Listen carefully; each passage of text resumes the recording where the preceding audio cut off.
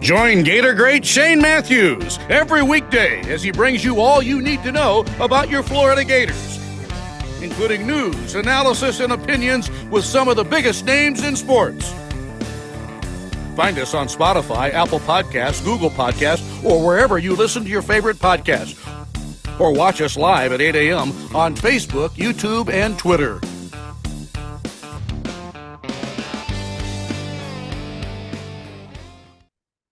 Good morning. Welcome to a Monday edition, a Martin Luther King Day edition of Pod Up with Matthews in the Morning. Crime Prevention Security System Studios, large enough to serve you, small enough to care. Got a good show lined up. Recap what happened over the weekend. We'll have JC here momentarily, and then Kyle Crooks will have Sean Kelly, the voice of the Gators. They'll recap basketball game. Gators beat ranked Missouri in the O'Connell Center on Saturday, and then they play Wednesday, I believe, against A&M. We just played A&M, and now we have to go back out there. I don't quite understand that. But anyway, let's go to the Titan Tomorrow hotline. Yeah. JC is sitting by the fire. Yes. Well, we have a wintry day outside QB. The golf course is white, and it's good. It's January. This is what we're supposed to have. Kill the bugs, get the critters away. Yeah, good to be here. Glad to be home, and ready for a nice week ahead here. A short week and a holiday today, so great weekend of football QB. Very good weekend of college basketball too that we follow. Big win for Florida, and certainly I think the NFL showed us why it's the most watched sport on TV. Those games were fantastic. Yesterday the Ravens probably should have won. The Dolphins could have won, and had all that happened, the unbelievable Jacksonville Jaguars would be hosting another game. But as it stands, they're on the road next week, and it's probably not going to go very well. We'll talk about the NFL here in just a second. Some news and notes for the Gators. Congratulations to the gymnastics team. They defeat Auburn. Apparently, it was a tremendous meet. And Ricky Pearsall is coming back to the Gator football team. He's not going to the NFL. Our thoughts and prayers go out to the folks at Georgia. They lost a young lady that works in their football office, and then one of their football players died in a car crash. So just devastating news for the Dogs, and our thoughts and prayers go out to them as well. The NFL yesterday, I didn't get to see many of the games, or Saturday or Sunday. I saw the ending. I saw the second half of the Jaguar game, and man, obviously I saw the highlights of the first half. And of course, a lot of people I saw on Twitter had left the stadium. Yeah. And now they look like idiots. But man, I tell you, man, the more I watch Trevor Lawrence, the more I watch Doug Peterson, you got to be impressed. I'm very impressed. Now, my son was at the game and stayed throughout, and said that there's plenty of people still there. But QB, the first time ever in NFL playoff history, we saw a team win with a -5 turnover margin, and that is hard to believe. And Brandon Staley is known for his defensive, skills as a coach, but I don't know what they forgot about offense in the second half. They basically didn't score, and they had their way with Jacksonville in the first half. So you either credit Jacksonville's defense, but you see, I didn't get to see the first half. But if you turn the ball over 4 times, I don't see how the opposing team had their way offensively. That's fair. Okay, that is fair. And I didn't mean to say that Jacksonville's defense. I didn't mean to make it sound like Jacksonville's defense wasn't good. That's what kept them in the game, and that's why they won. But Lawrence throwing 4 touchdown passes and 4 picks just shows you what a fighter he is. And it shows you what kind of personality this team has. They've won 10 games now when you include the playoff game. So they're to be definitely taken seriously now, and have been, I think, for the last 3 months or 2 months, I guess, of the season. And certainly a 31-30 win at home means everything for that franchise, regardless of what happens this weekend up in Kansas City. And who knows, maybe they'll play them all the way to the end in that one too. You can't fall behind a team like Kansas City the way you fall behind a team like LA when you're on the road. So hopefully they can get off to a quicker start. Yeah, no doubt. Let me get and then the Dolphins. Dolphins game pissed me off yesterday too, but I'll leave that for the Dolphin fans, I guess. Yeah. Brett says here on Facebook Live, brought to you by Mellon Law. Shane, I know you're beyond sick of NIL and this Rashada mess. I am too. Eventually, this is going to fall back on the hands of our leaders, also known as Scott Strickland. I know you keep mentioning the school has nothing to do with it. They don't. I don't know how else to put it. I mean, maybe I'm the one that doesn't understand NIL, but the administration has zero to do with any of the dollar amounts being offered to these kids. Has nothing to do with signing a contract. If I'm wrong, somebody let me know. How do you understand it, JC? Or do you even understand it? I don't think. Well, it's like you. I'm more in line with the way you feel because I don't know how you can control the way people spend their money. Right. And certainly you're very rarely in control of what a young impressionable high school senior is going to do and his family. Certainly now when coaches go recruit and things of this nature and it's done above board, you know, there's good recruiters and there's bad recruiters, but when you involve money of this scale and you have so many distractions like this, it's hard to really pinpoint or lock down a couple guys that you think you may have, and then next thing you know, something's happened. Well, and again, I said on the show, and I don't know if you were on the show last week or not, when all these reports, because we just got a text here on the Tiny Mar text line. Yeah. Rashada Camp says the deposit was supposed to hit their bank account on Friday. It did, and the kid wants to be a Gator. I don't know if he really wants to be a Gator, quite honestly. When you were supposed to go to Miami and then you got a better offer somewhere else, you said you were going to go there, and now. So anyway, why would Florida not honor the commitment? It's not Florida. It is, from what I've understood, it was the Gator, someone within the Gator collective put this contract together. I don't know all the ins and outs. I don't know where it stands. I personally hope the kid doesn't step foot on campus. Right. Well, here's the thing. It's going to be a mess. It is going to be a mess regardless if he gets all his money. If he gets none of his money, it's a mess. So I think they need to cut ties, whatever the best way to do that. Nothing against the kid. You can't fault the kid for wanting money because that's all the high school athletes want today, or the money. That's where they're going. Well, so, but you do not offer, if the reports are correct with that kind of money, I'm embarrassed that we're even remotely in that ballpark figure, because all those dudes that you watched on Saturday and Sunday, yeah, hardly any of them make that kind of money. Think about that. That's crazy. But QB, I'm not disagreeing with you in one and at all here. But what I would tell you is that if you want a little bit more insight on Jaden Rashada, and I don't know if you do at this point, no, but man, I care less. I know. But before this happened, when he was verbally committed, a story that was written by, I believe it was G. Allen Taylor, and if I'm wrong about that, I apologize. But I read it in the Athletic about how he was all about being a Florida Gator. How it meant everything to him. Dude, I'm telling you. They all say that, JC. No. I read the story, and it went to their parents. It went to his best friends. It was always the right feeling in Florida. And after I read that article, I felt sorry for the guy who wrote it, who I think is G. Allen Taylor, but I apologize if it's not. I'm going to find out and confirm that. I read it in the airport while I was sitting there waiting for the FAA to let my plane fly on a clear day. So, that's the only thing I would say, is that this kid, he built himself up to be a Florida Gator, at least according to that column. At least according to that column. It's in the Athletic. JC, if Auburn offered JC $13 million, supposedly, I think you'd find a way to like that school too. Okay, that's my point. How many people, now if we're talking about Danny Werfel's kid who has Florida ties, when's the last time anybody from the state of California has translated to anything at the University of Florida? I can't. Nobody. Yeah. I don't believe it. That's my opinion. And nobody's going to change my mind on that. Well, it was G. Allen Taylor. You've got to read. He's a great reporter, and that's what you do as a reporter. When a highly recruited kid, signs at your school, you do a story on him and his family and things of that nature. So I don't know where it stands. I don't think he's going to be a Gator, quite honestly. I think it's over with. So Joseph says, I wonder how the UF is about, and wonder how the quote UF is about integrity crew, also known as Buddy Martin. Hang on. Also known as Buddy Martin, feels about the grimy deal. Can't hire coaches like Lane Kiffin, but we're doing kind of crap like this. It's ridiculous. Well, again, the quote that the University of Florida Athletic Association goes by is winning championships with integrity.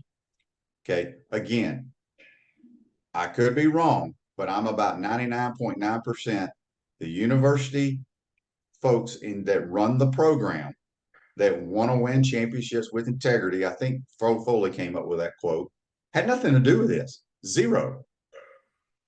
It's absurd to put together the word $13 million and a kid that's never played down in college football. It's just stupid. And you know, if we have to keep reading about stories like this, I'm going to lose interest really quickly. And I've seriously, I was talking to somebody the other day, a couple of our coaches about it, and personnel people, and I'm like, you know, I used to be a diehard college football fan. That I would watch it over the NFL any day of the week. If Rice was playing TCU, I would watch it over a Monday night game. I've changed my mind on that now because that's what I'm saying. It's awful. I'm saying that, and I'm thinking it's really tarnishing greatness that's part of this game, and how wonderful those semifinal games were. We didn't think about NIL, QB, but when there were only 4 teams playing, there's 124 or 5 whatever teams not playing, dealing with all this other crap, and it's just, well, I wouldn't say that. That's overstating the number, but you know what I'm saying. Those who are trying to get to where those 4 were. And man, it's just a drag. It's a drag on the whole narrative. It's not fun to deal with. I don't like talking about it. It's just a guessing game. And we're not even talking about the whole point of what these kids should be doing when they go to college and what they should be doing when they play football. You know what's funny is, you know, we used to talk about, you know, guys getting – when's the last time you heard a kid get suspended for not going to class? Well, Kiwi, you know, there used to be, you know, you're getting ready for the Tennessee game. Yeah. Well, so-and-so is suspended because he missed a class. Yeah. Nobody gives a damn about going to class. Trust me. Well, I don't know how many people even go to class.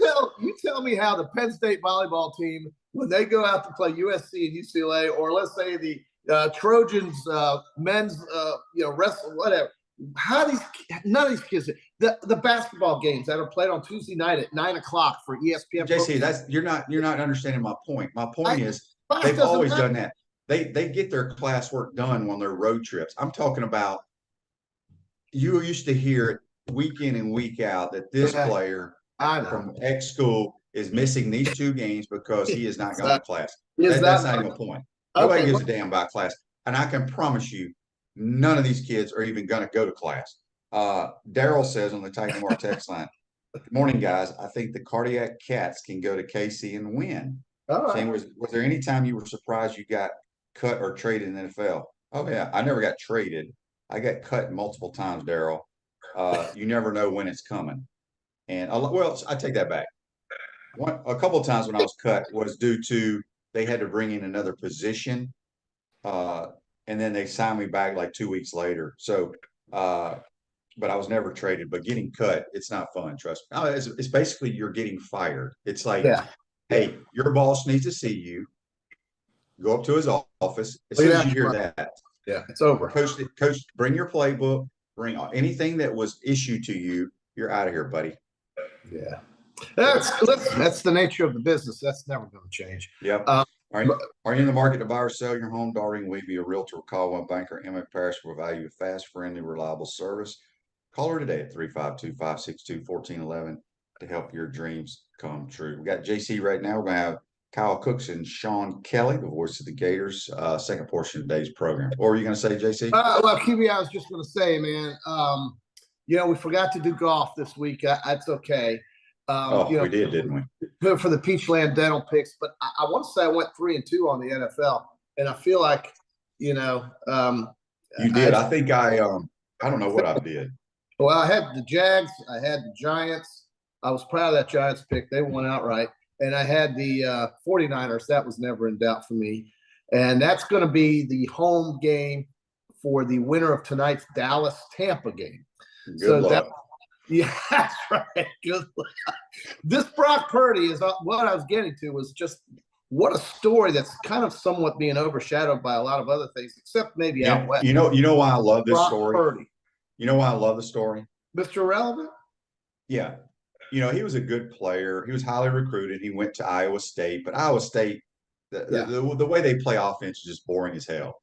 Right. But he was a competitor.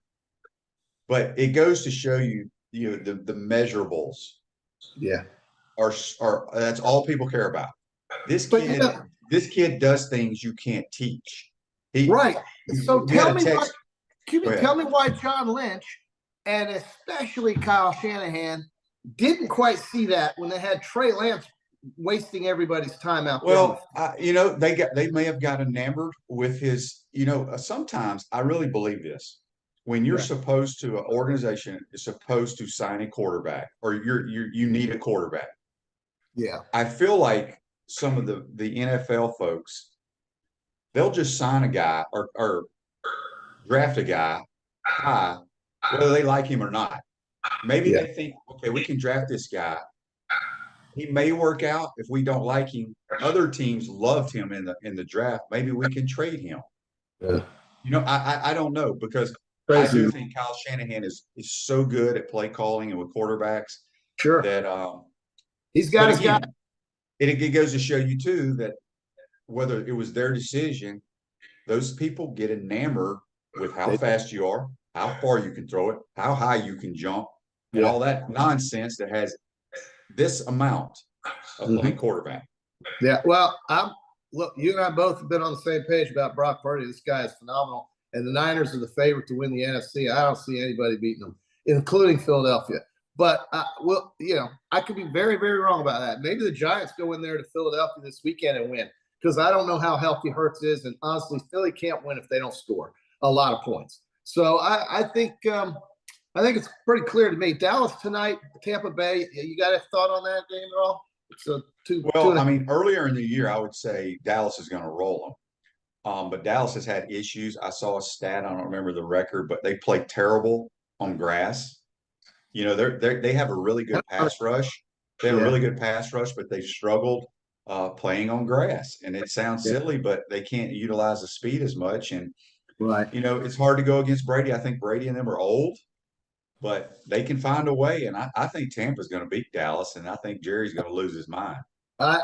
Nobody would be surprised by that, but I'm taking the Cowboys. I think they get it together. I just don't think they really cared to even be in Washington last week, because they couldn't improve their positioning at all. Everybody knew Philadelphia was going to beat the Giants, who weren't playing anybody that was starting yesterday. So I see Dallas playing better tonight, and I don't think you'd be surprised if Dallas won by 10 or more points. No, I wouldn't be surprised at all. Dak's going to have to play well. Dak's been throwing a bunch of interceptions lately.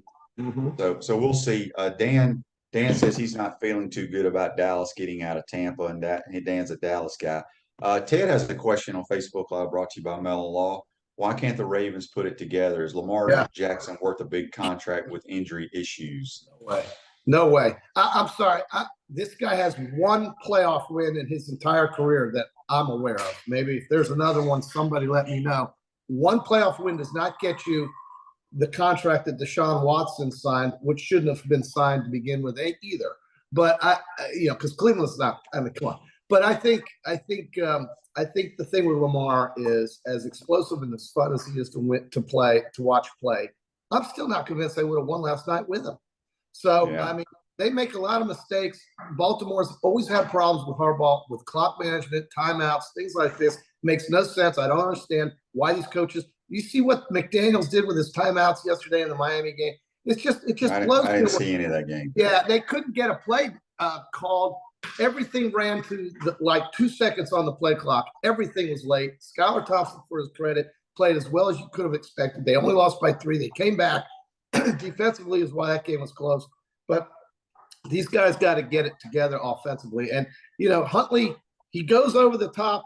It looked like, listen, Collinsworth is exactly right. When you run that dive play to get the ball over you don't need 2 guys behind you when you're 2 yards out trying to push you forward.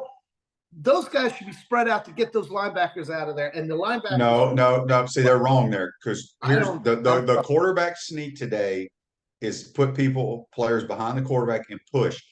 They didn't know. They probably didn't know Huntley was going to do that. But see, well, I don't know that, but if they're 2 yards out, that play won't work. I'm sorry. Well, I think that whole play is on Huntley. I don't think it was called and designed to do that. I think with his athleticism, he thought he could do it. Dan he brings up something here I want to touch on. He says Dallas loses and Jerry brings in Sean Payton.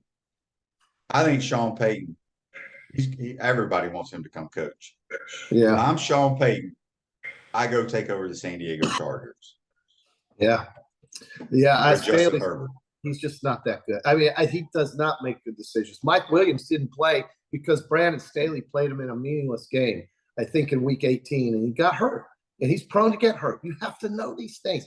And Staley's the guy that goes for it inside his own territory when he's up by 2 instead of punting the ball away with 40 seconds left on the play clock when the other team has no timeout. He makes bad decisions. I don't think he's ready for a head coaching position. And Dean Spanos is not going to fire him because he gave Dean Spanos the game ball when they clinched the playoff spot. I just don't see him being fired. But I would agree with you. The Chargers are a waste of talent. It's a shame. They are better than what their record shows, but they are what their record shows. And I think that's because of the coaching. They've got so much talent on that team, dude. It's crazy how they're not still alive in the playoffs. But credit to Jacksonville and the winners they got on the sideline and the owner who recognized that the guy he hired before, these winners he hired now, that was a mistake. And he swallowed his ego and got rid of that clown and brought in Doug Peterson, which was the best move in the offseason of any owner, general manager, or anybody else for that matter. Good for Trent Baalke, too, as a GM. That guy knows what he's doing. He was in San Francisco and built that roster. Just a great job by the ownership in Jacksonville and by the coaching staff. Yeah. Dan says, with the push sneak, that's why the Jaguars' long run set up the game winning. Yeah, it was a great call. No question about it. Daniel here on the Titan MR text line has a question for you, JC. What can you tell us about the murder charge for the Alabama basketball player? Well, it was late at night. And once again, nothing good happens after midnight. It was on the Strip, which is University Avenue, basically the equivalent of University Avenue, or now it's University Boulevard up there. And it was an unfortunate incident with a woman and 2 men. And one of them happened to be a guy that plays for Alabama's basketball team who doesn't play much at all, but he was still on the roster, and now his life is over. And it's a tragedy for 3 people and more, the families of those 3 people. And it just it's so needless. And it's just it's another shooting, late at night near a club when there's a lot of people congregating and everybody's doing what they probably shouldn't be doing. And it's happening all over America. This accident last night with the Georgia recruiting staffer, she's driving in a car. They're in a car together, and they run into a pole at 2:30 in the morning, QB. I mean, you can use your own intelligence to know kind of what probably was going on there. I'm not going to speculate, but what are we doing at 2:35 in the morning speeding in a car? No, I know it's very sad. There's no question about it. Alabama, by the way, scored 106 points on LSU the other day. And I'm telling you, I don't think anybody's beaten them in the SEC. No. What did they win that game by? 106-66, I believe. So that was 40. They beat somebody, LSU by 40 points. They beat Kentucky by 25. And how about Kentucky getting back off the schneid, beating Tennessee? It's just – but I think one team is separating itself right now in the SEC so far. Now, it's a long season, and we'll get into March, and we'll see how Kentucky went and upset Tennessee. Yeah, right. So we got a text on the Titan MR text here. It says, guys, does Miami bring Tua back? If he gets a concussion early in the season, the Dolphins are back to square one because that would be a career-ending injury. We always said that this guy was prone to injury. We always said when he was drafted that he is prone to being hurt, and he's a superior talent. There's no doubt about it, but he just can't stay healthy and stay on the field. That's not his fault. That's just the way it is, folks. And if the Dolphins want to advance past a wild card round as the 7th seed in Buffalo, I think they need to find a more stable guy that's not as prone to injury. And I love Tua. You know why I love Tua. Everybody who's an Alabama fan loves Tua, but my God, this poor kid just can't stay healthy. And for his own health, I think he needs to think about this. Three concussions or 4 concussions in a season, QB? That's not a long-term health plan. Okay. That is not. You know what it's like. I mean, anybody who's on a podcast who can talk about concussions better than you, go ahead and try, because at least you've got your marbles still. But dear God. At times. I've had multiple concussions, though. That was before they diagnosed them. I tell the stories all the time about when we played. They just send you back into the game. They didn't take your helmet and do all the concussion protocol, all that nonsense. But it's not nonsense, but all the I know. It's a serious deal. So it will be interesting to see. I just can't see why.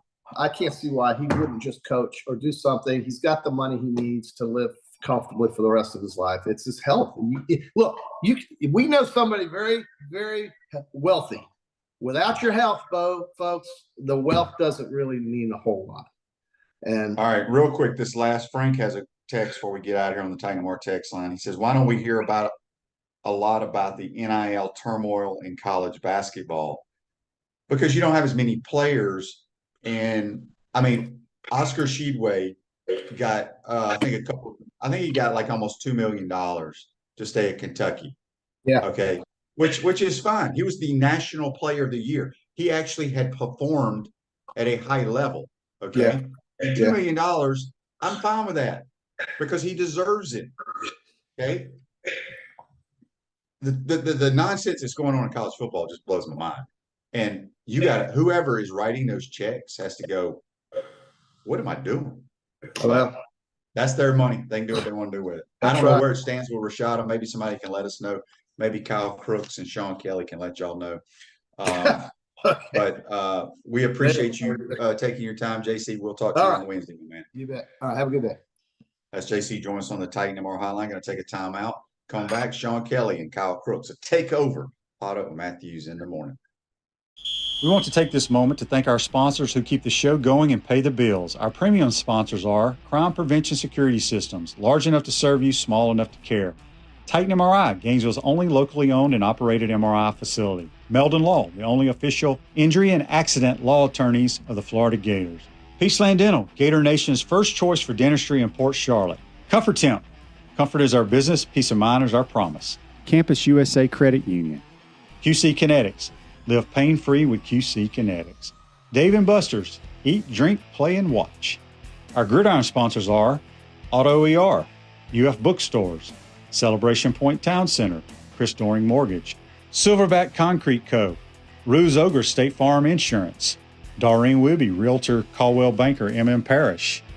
Our touchdown sponsors are Adams Ribs, Gator Dominoes, Celebrate Primary Care, Gator Bait Media, Okido America, Style Cuts, Ironwood Golf Course, Big Mills Cheesesteak, McDonald's of Gainesville, 84 Lumber, Tropical Smoothie Cafe, Aver and Smith, Dowling Signs, Baker's Sporting Goods, Silver Cube Billiards and Sports Bar.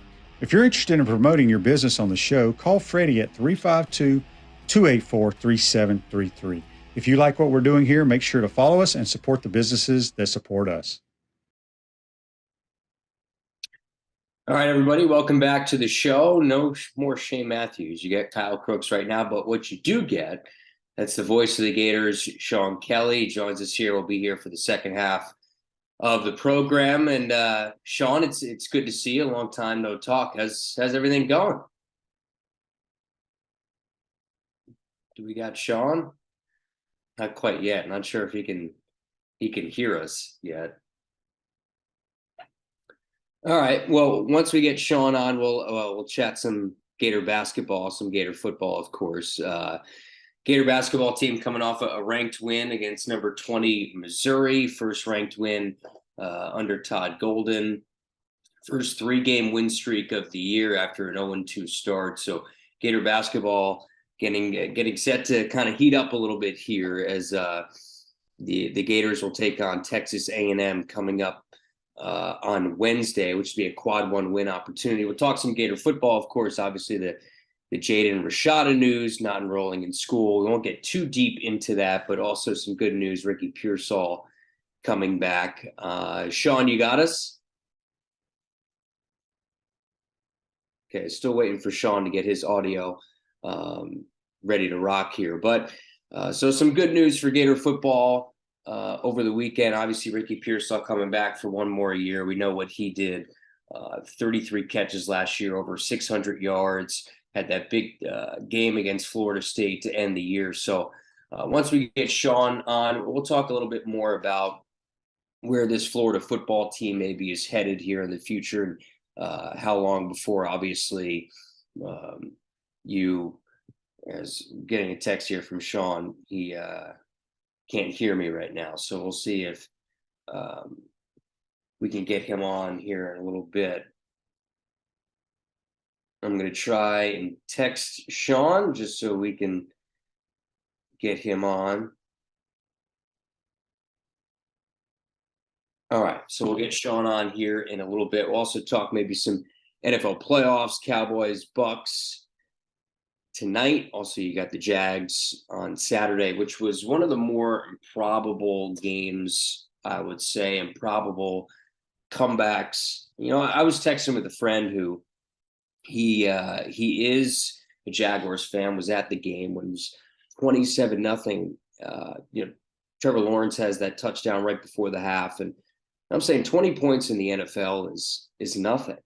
It truly is nothing, especially when you have a generational talent in Trevor Lawrence. Now, granted, he had probably one of the worst first halves, I think, in the history of the NFL playoffs. He had 3 interceptions in the first quarter, 4 in the first half. But I'm sitting here saying to myself that one touchdown drive prior to halftime, you know, the Jags defense had played okay up until that point.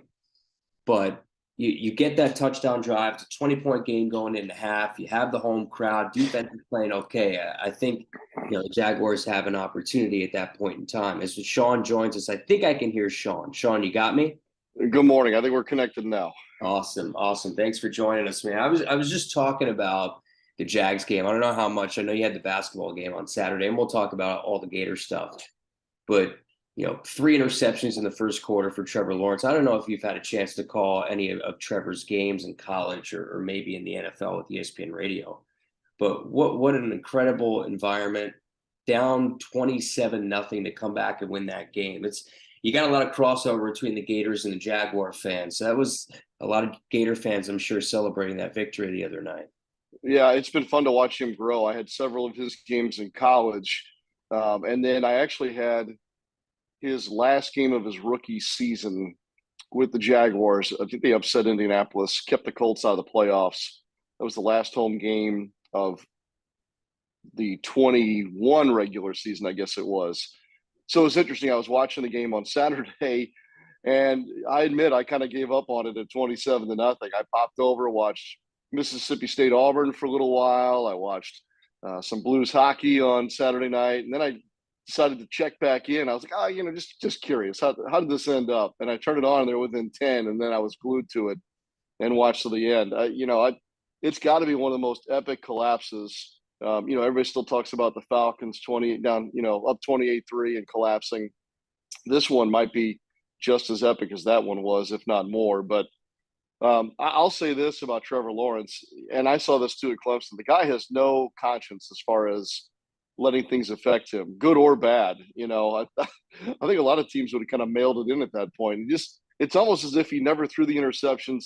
It's almost as if that team believed all along, like, well, this is how this is supposed to go. Well, nobody expected it to go like that, but just the electricity throughout that building and you know, just what I can feel, even around Gainesville the last couple of days. I see more and more Jags gear out, and it's an exciting time. And heck, we almost had Miami in there too, you know, and a chance for the Florida sweep over the weekend. So Jags to represent right now. We'll see what Tampa does tonight. Yeah, I root for the Jags because, you know, I spent a season in minor league baseball in Jacksonville. I love the people there, and I know that, and I'm a Colts fan, so I'm a divisional rival. But I just kind of love that whole Duval County vibe, and to, you know, see a lot of people I know who are Jags fans who have really gone through it over the last couple of years. To see them pull it out was certainly fun. But let's get to this Gator basketball team, Sean. Right now on a 3-game win streak. You know, that LSU victory was big on the road. Come back home. Here's the thing with this Gator basketball team, and you've seen it, the slow starts, man, it's almost like every single game. Let's just start at 9-0 down, and then let's tip it off again. What do you see maybe in the first few minutes of these games that continuously put this team behind 9, maybe 11 points? I can't quite put a finger on it. I didn't think we'd see it most recently at home, because after getting scared a little bit at LSU, having to come back against Georgia as well, you think at some point, hey, lesson learned here. This isn't going to happen for us all the time as far as these comebacks go, and it's going to bite them at some point here. Better teams are coming down the pipe here, and with regard to getting behind, it's going to catch up to them here quickly. But I don't think, like in the case of the Missouri game over the weekend, that the Gators, I think they knew what Missouri would be about defensively, the pressure that they'd be under. But then again, it doesn't look like they anticipated how ratcheted up Missouri would have it from the start, whether it be picking them up full court defensively. It's a couple of costly turnovers, and then you mix in a couple of missed shots, and all of a sudden Missouri's doing what they'd love to do, and that's running off your miss or taking your turnover and turning it into points. The crazy thing was, kind of when the dust settled in there in the first half, I was a little surprised that Missouri hadn't piled up more points off turnovers in the game, which was a benefit to Florida, obviously. And then Florida kind of figures it out, and they get the right personnel in. Quick changes by Todd Golden have been key, getting Myron Jones into the ball game, whatnot. And then as it proved to be the case, Riley Kugel and Will Richard coming off the Will starting, but Riley coming off the bench and then getting Will going with a couple of makes. And all of a sudden the ship's righted, and their defense settles in. This is a very, very good defensive team. It's the reason why they've been able to weather some of those early storms in games. And then it allows them to thrive in the second half. And seeming whatever Todd Golden is saying or doing or adjusting at halftime is pretty good for this team right now. Their last two second halves have been their two best halves really of the season. And I saw this number last night on Twitter, Florida Basketball Hour, with a great podcast, Sean. I don't know if you heard it or you've seen it on Twitter, but it's really a well-done podcast. They pointed out the defensive efficiency numbers for the Gators. They were 82nd during Feast Week. They're now 14th in the country in defensive efficiency. They've taken a giant jump defensively. Yeah, and the other crazy thing is, going into the Missouri game, they were 6th in the Southeastern Conference. As good as Florida's been defensively, the conference as a whole is defending very well. So to think as to how good Florida's been defensively going into Saturday's games, there were still 5 teams defending better than them in the conference. Now, I think that's probably shifted a little bit since the weekend games have concluded, but that's where this conference is right now. So you're going to have to find a way to find some offense at some point to complement this defense of Todd Golden's, which it's interesting because it's Todd Golden's defense for sure, but he's never been a head coach with the talent he has like he does now at Florida. Long, athletic, deeper than ever before on a roster that he's coached. So when you mix those two things together, it's finally gelling here in the last 3-4 games. I want to remind everybody, Celebration Point is where the Gators come to celebrate with premium brands like Nike, International Diamond Center, Dave & Buster's, Palmetto Moon, Escapology, Visors Rooftop, and the HBC's restaurant, Spurrier's Gridiron Grill, the #1 celebrity polished casual restaurant in America. We will see you at Celebration Point, where Gators come to celebrate. And you talk about maybe some of the individuals for the Gators. Myron Jones, who's had such an up and down Gator career since he came over here. He was very highly acclaimed when he came from Penn State. He was, shooting 40% from 3. The numbers were great. He gets here, he has the struggles, whether that's the transition from school to school. We tend to forget that these players are people too, and maybe that transition was pretty tough on him, switching schools, switching sides of the country. But for Myron, he's playing better now. I think I saw the other day, Sean, he was plus 16 in the game against Missouri, and he's really doing a lot of things well, and he's going to be a guy to be reckoned with here for the rest of SEC play, at least you hope. Yeah, he's so easy to root for. I think all of us have been pulling for him to get that shot to go down. And his resurgence here of late started even before his shot started working again. Just his ability to help this team take care of the ball, get them in the right spots, help the ball move a little bit on offense.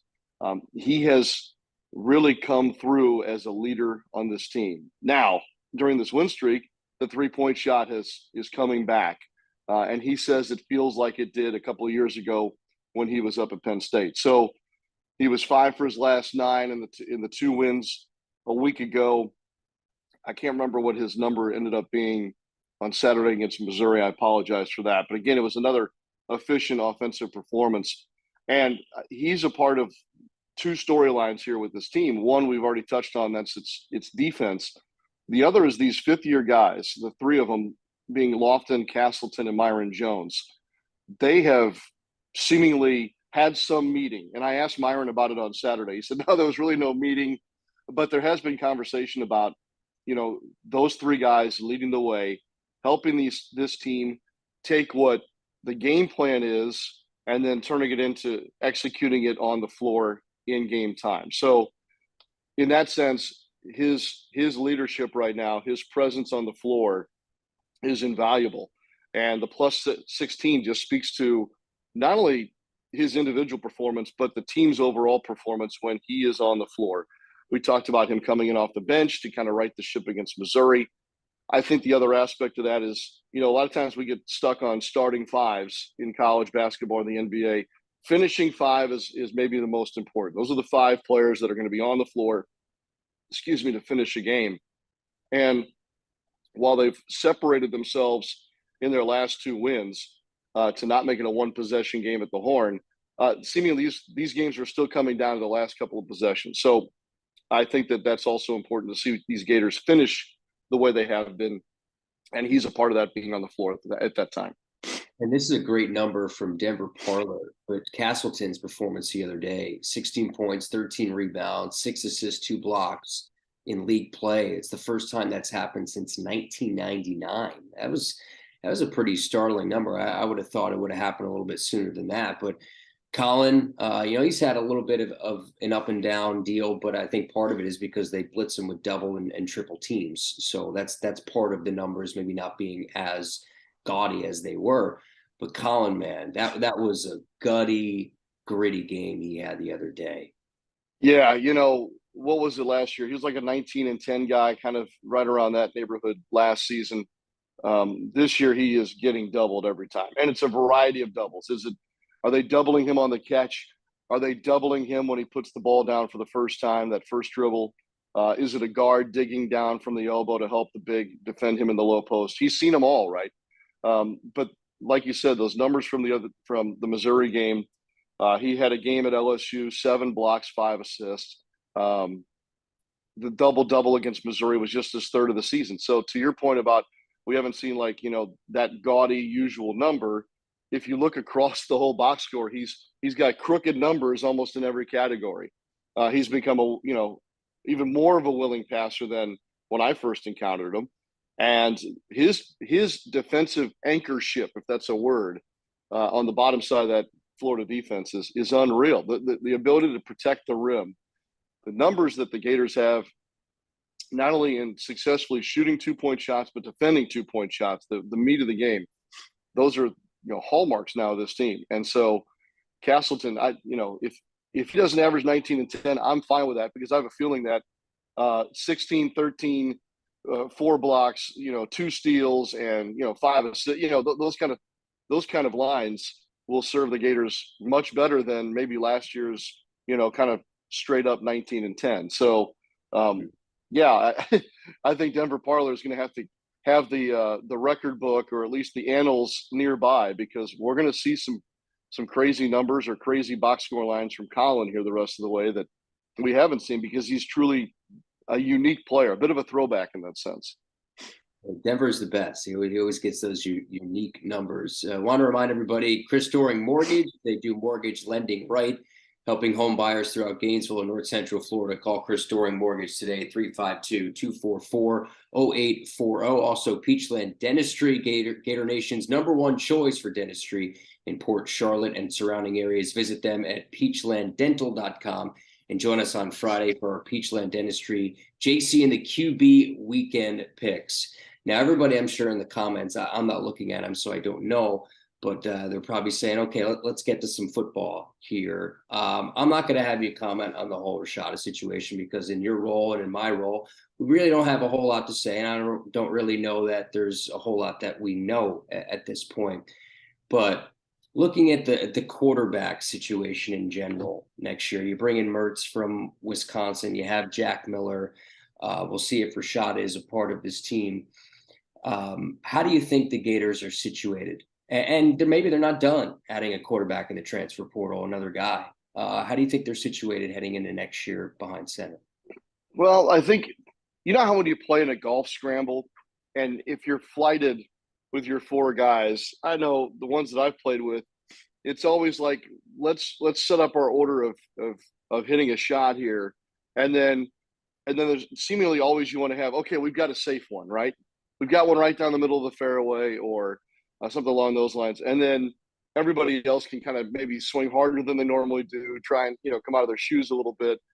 I liken the quarterback room right now to a golf scramble approach. The Graham Mertz thing is your safe shot, right? So here's a proven guy who was highly touted coming out of high school.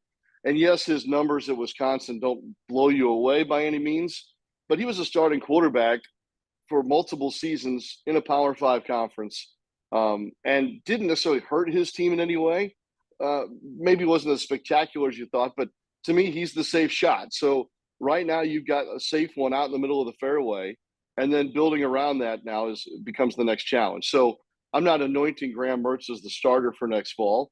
Logic would tell us that might be the plan at the moment, and bring young guys around him. But we're heading for a full-blown quarterback competition in spring ball, and that may not be decided until late into August camp. So I just feel like Graham Mertz is the safe ball right now out in the fairway, and then we'll go around that.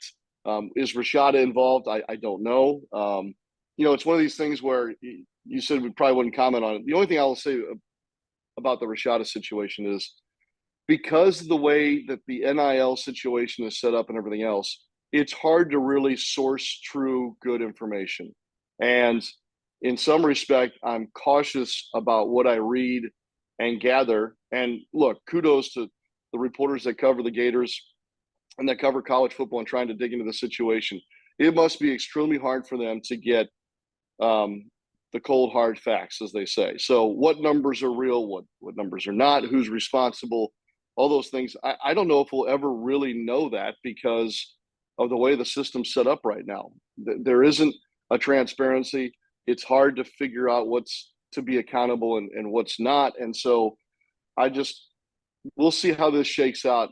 But I would just throw some caution out there as to latching on to one particular story or one particular number and then thinking that's gospel, because I think that's going to be too hard to figure out here through this process.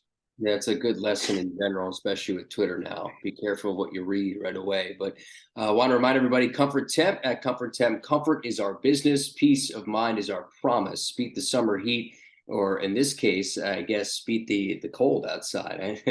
It's pretty cold here today. I had some ice on my windshield the other day, but they're keeping you chill and the Florida heat far away. Comfort Temp Heating and Air. Call us today at 352-376-2366. Also, QC Kinetics. QC Kinetics, if you got joint pain in your knees, shoulders, hips, or back that won't go away, you need to check out QC Kinetics for long-lasting relief. Not surgery, drugs, or downtime. Schedule your free consultation at QC Kinetics with locations in Ocala and now open in Gainesville at 352-400-4550. Okay, and also good news. I know we like to harp on the negative as a society in general, but let's talk about some good things, and that's Ricky Pearsall coming back, because he had a good season, solid end to the season, and the solid end to the regular season at Florida State. And here he is. He's probably going to be that number one option, along with maybe Xavier Henderson next year. That's pretty big news, Sean, here getting Ricky Pearsall back. Yeah, it's extremely good news. It's interesting this time of year. We're trying to talk football, and in a lot of cases about players that we've read a recruiting report, or we've heard what Florida has to say about somebody that they've signed to their national letter of intent. But what do we really know? I mean, either they haven't played at the college level yet, or they're a transfer that maybe some of us didn't pay attention to. Well, we know one thing. We know Ricky Pearsall. So let's celebrate the fact that he's coming back for this next season. We were in Las Vegas preparing for the Las Vegas Bowl. And after one of those practices, I walked up to Ricky and I said, boy, I sure would like to call your name on the radio a few more times if you don't mind. And he kind of giggled and he said, well, that seemingly is my plan. And again, this was back on December the 15th, prior to that game on the 17th. And so, there's going to be a lot of time and a lot of conversations between that moment and his announcing here in early January. Boy, I'm sure glad he stuck with the plan. And I know you are too, because as you said, he came on late. He became kind of reliable out of that receiving core. It just seemed like if we needed something over the middle, if you needed to get kind of a little bit of a chunk play there, Ricky was your guy. And I think also he's going to become a leader in that wide receiver room too. Not just, the statistical leader, but one that these young guys now coming in will be able to watch him go through his routine, him work, him get into sync with a quarterback, all those things. This is good news for the Gators, obviously. Ruse Ogra State Farm Office is a team of dedicated insurance professionals ready to help life go right with the right insurance options for you and your family. Visit ograinsurance.com or call us at 352-240-1779. So it's crazy, Sean, to think, once basketball's, I guess you have some baseball too, but we're pretty deep into year one for you as the voice of the Gators, and you're one football season in. You're about more than halfway through the basketball season. So far for you, year one, I'm sure it's been pretty much of a whirlwind for you, huh? Yeah, it hasn't really stopped. It's slowed down here in the last 2 weeks, I guess, since the start of the new calendar year, but hit the ground running right into training camp last summer upon our arrival here in Gainesville. And then, a Gators football season is what it is. It's all consuming. So that rolled into basketball, but there's so many things that I wanted to see happen, and they have. And a lot of that is just relationships, being around young people again, enjoying all that goes into Gator Nation, wearing the colors and seeing the passion of the fans, and also being around not just the sports that I'm involved in. So, for example, we've recently had, some different Gator talks. Jenny Rowland was on last week for a full hour. And then, of course, they go out and have, a massive dual win against Auburn on Friday night. And yes, I call football, and yes, I call men's basketball. But to be around the women's basketball team, get to meet and hang out with some of the lacrosse coaches the other day, Jenny Rowland in gymnastics, as we mentioned. Before the game on Saturday, I had some time between shoot around and the ball game itself. So I ducked in and went into the natatorium for the first time and got to talk to some of the people involved with swimming and diving. And they just, kind of wrapped up their home schedule and getting set now for postseason play. And as you mentioned, then, baseball's coming down the pipe, and not this Thursday, but the next, we'll have Tim Walton on from softball. To me, that's a part of this experience, or the joy in this job, is that at a place like Florida, you have access to all these other student athletes, their teams, their programs, and it's all right here and all seemingly in this small space to where you can bounce around campus and see basically world-class athletes either in the making or ones who come home here to Florida, help those train for that next level. And that is as much of this experience so far as anything else. So yes, it's been a little crazy, a little busy, but in a very, very good way, Kyle. Yeah, and you mentioned gymnastics the other night, 3 10s. Leanne Wong had 2 10s. Trinity Thomas had another 10. I think that was the 22nd perfect 10 in her career, which is absurd. Crowds that gymnastics has, Sean, they've sold out 12 of their last 15. They've sold out their last 6. Like there's not a seat to be had at those gymnastics meets. It might be a harder ticket than football. No lie. I mean, again, supply and demand here. Supply is greater in football, but I had people trying to get a ticket from me last week for a gymnastics meet. And I'm like, I can't help you. I mean, this is the toughest ticket in town. You had you had the Olympic champion in here too. Suni Lee's in here for Auburn. I mean, the star power in that building on Friday night was pretty remarkable. And on a big stage too. ESPN2 had it. It was their premier event on Friday night's programming. And so for Florida, who is number 2 overall in the country, to kind of mount that pressure on their shoulders. And this is I know it's a team sport, but it's an individual game as far as that carrying that load. And so to watch them just step up to the plate, and Jenny Rowland talked about this the other night on Gator Talk. She said, we're going to try we try and make normal as much of the process as anything. And I stopped and said, what do you mean by that? She said, well, think about this. Think about the crowd that they'll be in front of tomorrow, the television stage, the caliber of competition, all that.